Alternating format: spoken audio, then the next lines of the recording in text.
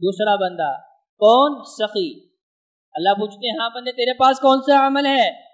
کہتا اللہ تو نے مال و زر دیا تھا، دن بھر رات تیری راہ میں خرچ کرتا رہا، یتیموں میں، مسکینوں میں، بیواؤں میں، مستحقین میں، غرباء میں، ضعفاء میں، مریضوں پہ خرچ کرتا رہا۔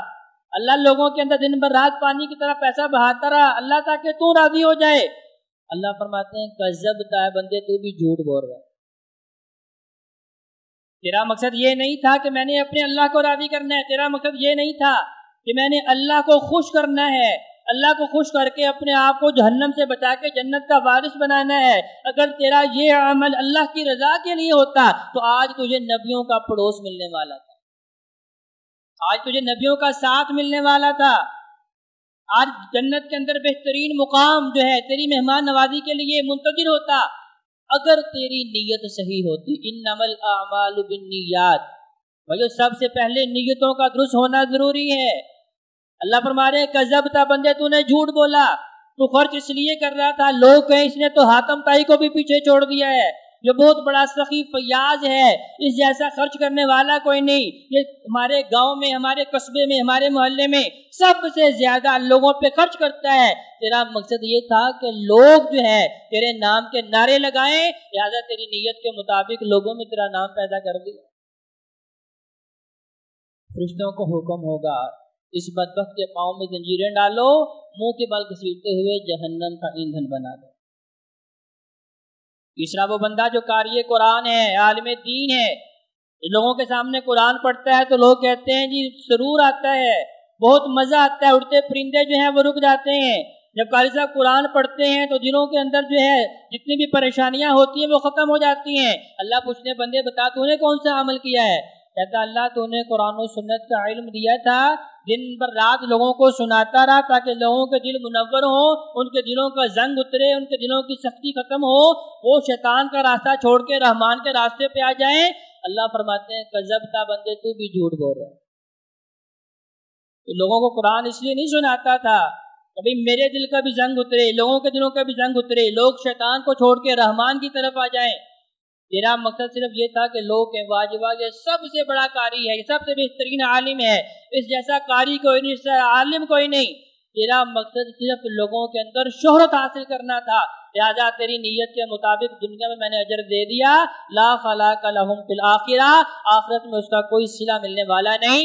اب اس بدبخت کو بھی منہ کے بل گھسیٹتے ہوئے فرشتے جہنم میں گرا دیں۔ وَلَٰكِن يَنَالُهُ التَّقْوَىٰ مِنْكُمْ، سورہ حج آیت نمبر 37۔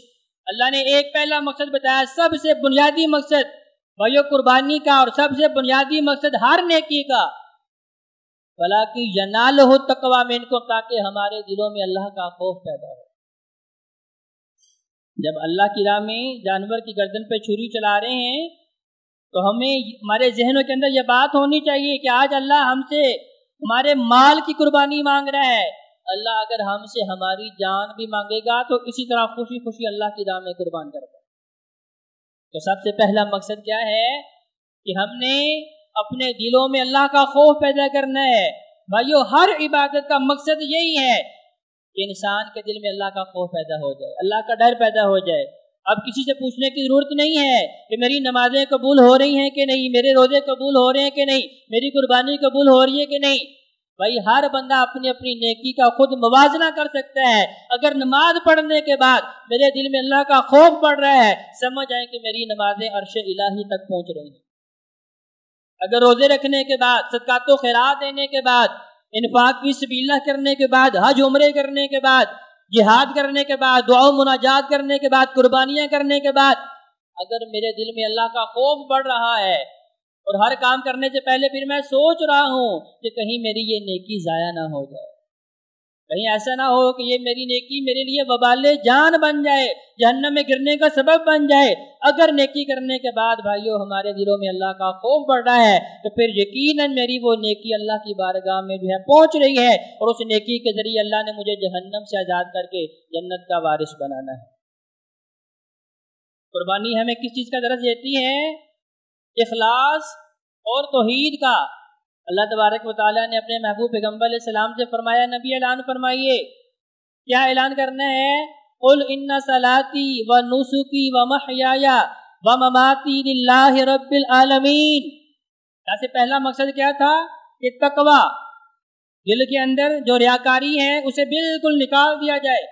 اگر ایک ذرے کے برابر بھی ریاکاری ہے تو بھائیو پھر چاہے جتنا مرضی عظیم سے عظیم عمل ہو وہ اللہ کو خوش کرنے والا نہیں ہے۔ نبی کریم علیہ السلام نے صحابہ سے فرمایا تھا، میرے صحابہ مجھے ڈر لگتا ہے کہ میری امت جو ہے شرک اصغر میں زیادہ مبتلا ہو جائے گی۔ صحابہ نے کہا رسول اللہ شرک اصغر کیا ہے؟ شرک اکبر تو آپ نے بتایا کہ اللہ کے علاوہ کسی کو اپنا حاجت روا نہیں سمجھنا، اللہ کے علاوہ کسی کو اپنا مشکل کشا نہیں سمجھنا، بیماری میں اللہ کے علاوہ کسی سے شفا نہیں مانگنی، مصیبت میں پھنسے ہوئے اللہ کے علاوہ کسی سے مدد نہیں مانگنی، اللہ کے علاوہ کسی سے امید وابستہ نہیں کرنی، اللہ کے علاوہ اور جتنے بھی کام جو ہیں اللہ تبارک و تعالیٰ نے اپنی ذات کے لیے خاص کیے ہیں ان کے اندر کسی کو شریک نہیں کرنا، یہ شرک اکبر ہے۔ اگر آپ اللہ کے ساتھ کسی کو شریک کر رہے ہیں، اللہ کے علاوہ کسی کو سجدہ کر رہے ہیں، اللہ کے علاوہ کسی کے نام پہ نظر و نیازیں دے رہے ہیں، اللہ کو چھوڑ کے کسی کے نام پہ قربان کر رہے ہیں تو یہ شرک اکبر ہے، بڑا شرک۔ تو صحابہ کو فرمایا کہ مجھے خوف ہے میری امت شرک اصغر میں مبتلا ہو جائے گی۔ صحابہ نے کہا رسول اللہ شرک اصغر کیا ہے؟ فرمایا شرک اصغر کیا ہے؟ ریاکاری، جو اتنی خاموشی سے انسان کے دل میں آ جاتی ہے انسان کو پتہ بھی نہیں چلتا۔ ریاکاری کیا ہے؟ انسان کوئی بھی کام کرنے سے پہلے یہ دیکھتا ہے کہ مجھے دنیا والے دیکھ رہے ہیں کہ نہیں، میرا یہ کام لوگوں کے سامنے بھی آ رہا ہے کہ نہیں آ رہا۔ لیکن آج کیا ہے، قربانی لینے سے پہلے ہی سٹیٹس لگ رہے ہیں، میں قربانی خریدنے جا رہا ہوں، منڈی میں پہنچے ہیں وہاں بتایا جا رہا ہے اتنے لاکھ کا جانور میں نے خرید لیا ہے، پھر میں اسے گھر لے کے آ رہا ہوں، پھر پورے محلے میں اسے جو ہے چکر لگوائے جا رہے ہیں۔ بھائیو مقصد کیا ہے؟ تاکہ پورے اہل محلہ کو پتہ چلے میں نے بھی قربانی کرنی ہے۔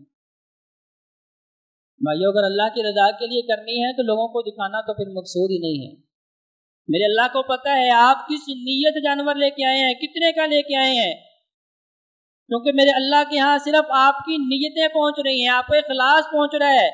تو قربانی سب سے پہلا درس یہ دیتی ہے کہ میں نے اپنے دل میں اللہ کا خوف پیدا کرنا ہے۔ دوسرا درس کیا ہے؟ کبھی میں نے توحید کے اوپر قائم رہنا ہے۔ قل ان صلاتی، اللہ میری نمازیں بھی صرف تیرے لیے تھی، ونسکی، اللہ میری قربانی بھی 100% تیرے لیے ہے، اللہ میری زندگی بھی 100% تیرے لیے ہے، ومماتی، اللہ میرا مرنا بھی 100% تیرے لیے ہے۔ ایسا نہیں ہے کہ میں زندگی اپنی خواہشات کے مطابق گزاروں۔ آج ایسا ہوتا ہے کہ نہیں، خوشیاں میری مرضی کے مطابق، غمیاں میری مرضی کے مطابق۔ نکاح کے موقع پہ کون سی ایسی بےہودہ رسم ہے جو آج مسلمان نہیں کر رہے؟ نہ ہم یہود کی رسوم چھوڑ رہے ہیں، نہ نصارہ کی رسومات چھوڑ رہے ہیں، نہ ہندوؤں کی رسومات چھوڑ رہے ہیں، یہود و نصارہ سب کو خوش کر رہے ہیں۔ اس کے باوجود بھائیوں میں سمجھتا ہوں میرا ایمان بڑا مضبوط ہے۔ غمی کا موقع آیا ہے، کوئی فوتیدگی ہو گئی ہے، کوئی پیارا اللہ نے اپنے پاس بلا لیا ہے، تو اس وقت بھی دنیا جہان کی ساری رسمیں کرنی ہیں۔ تو اس کا مطلب کیا ہے کہ بھائیو میری زندگی اور میری موت، میرا جینا میرا مرنا اللہ کے لیے نہیں ہے۔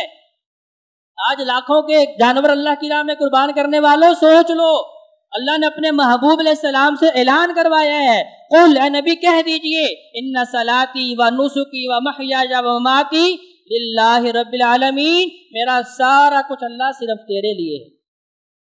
اگر بھائیو یہ فلسفہ مجھے اور آپ کو سمجھ آئے گا تو پھر بھائیو حقیقی طور پہ میں اور آپ مسلمان ہیں۔ اگر یہ فلسفہ سمجھ نہیں آیا اور اس فلسفے پہ میں اور آپ نہیں چل رہے، خوشیاں مرضی کے مطابق کری جا رہے ہیں، غمیاں اپنی مرضی کے مطابق کری جا رہے ہیں، سفر و حضر مرضی کے مطابق گزاری جا رہے ہیں، لباس میری مرضی کے مطابق ہو رہا ہے، میرا چہرہ میری مرضی کے مطابق ہے، میرے بالوں کا سٹائل میری مرضی کے مطابق ہے، میرا سونا اٹھنا میری مرضی کے مطابق ہے، تو بھائیو پھر کوئی فائدہ نہیں ان قربانیوں کا اور کوئی فائدہ نہیں ان نیکیوں کا۔